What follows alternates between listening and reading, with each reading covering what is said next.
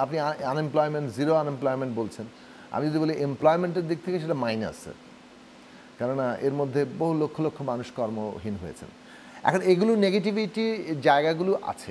আইন শৃঙ্খলা, নিরাপত্তার প্রশ্ন, নারীর জায়গায়।